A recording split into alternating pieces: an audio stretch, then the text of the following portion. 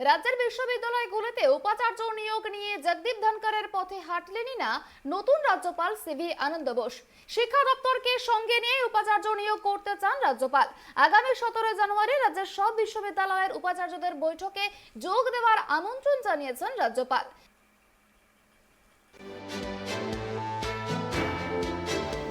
রাজ্যের বিশ্ববিদ্যালয়গুলির উপাচার্যদের সঙ্গে বসতে চলেছেন বৈঠকে রাজ্যপাল। সূত্রের খবর, আগামী 17 জানুয়ারি এই বৈঠক হতে পারে।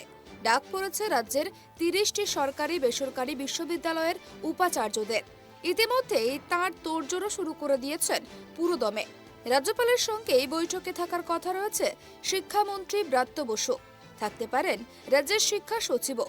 সূত্রের খবর, উচ্চ শিক্ষা দপ্তরের তরফে ইতিমধ্যেই উপাচার্যদের বৈঠকে যাওয়ার জন্য বলা হয়েছে।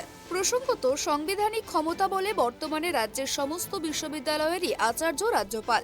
সেই ক্ষমতা বলেই তিনি চাইলে যে কোনো সময়েই ডাক দিতে পারেন উপাচার্যদের বৈঠকে। তবে এই প্রথম কোনো বাংলার রাজ্যপাল বৈঠক ডাকলেন এমনটা নয়। আগে একাধিকবার রাজ্যে উপাচার্যদের সঙ্গে বৈঠকে বসতে চেয়েছিলেন বাংলার তৎকালীন রাজ্যপাল জগদীপ ধনকর, কিন্তু রাজ্যপালের ডাকে সাড়া দেননি উপাচার্যরা, যা নিয়ে বিস্তর চাপানোতর হয়। রাজনৈতিক মহলেও হয় বিস্তর চর্চা।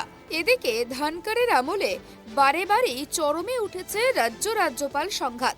ডেকে পাঠানোর পরেও উপাচার্যরা না আসায় অসন্তোষ প্রকাশ করতে দেখা গিয়েছিল প্রাক্তন রাজ্যপাল জগদীপ ধনকরকে।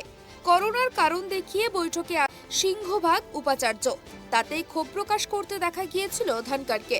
উপাচার্যদের প্রতি ক্ষোভ উগরে দিয়েছিলেন টুইটারে। সেখানে ধনকরের স্পষ্ট বক্তব্য ছিল, বৈঠকে না আসার জন্য উপাচার্যরা যে কারণ দেখিয়েছে তা একেবারেই গ্রহণযোগ্য নয়।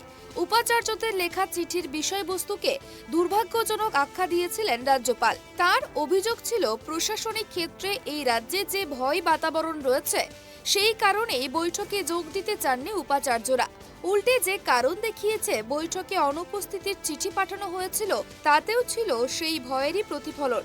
তবে বর্তমান রাজ্যপালের সঙ্গে এখনো পর্যন্ত বিশেষ সম্পর্ক ভালোই রয়েছে রাজ্যের।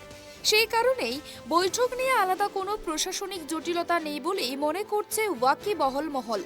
এখন দেখার, বৈঠক যদি হয় সেখানে নিজের কোন পর্যবেক্ষণের কথা তুলে ধরেন নয়া রাজ্যপাল। Bureau report, tribe TV.